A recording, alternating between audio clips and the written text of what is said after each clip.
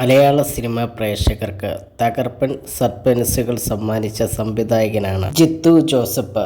Jithu Joseph സിനിമകൾക്ക് വേറെ തന്നെ ഒരു ഫാൻസ് ഫേസ് കേരളത്തിലുണ്ട്.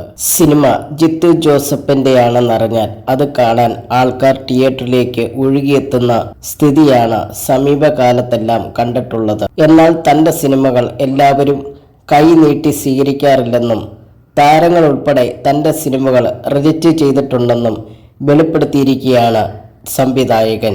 തനിക്ക് റിജക്ഷനുകൾ ഇഷ്ടമാണെന്നും ജിത്തു ജോസഫ് പറയുന്നു.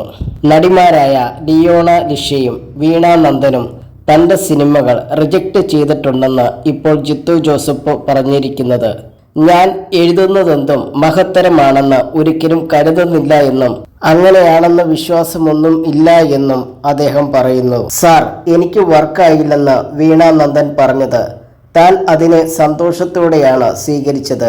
പിന്നീട് ഇതിൽ തന്നോട് നടി ഖേദം പ്രകടിപ്പിച്ചിട്ടുണ്ടെന്നും ജിത്തു ജോസഫ് പറയുന്നുണ്ട്.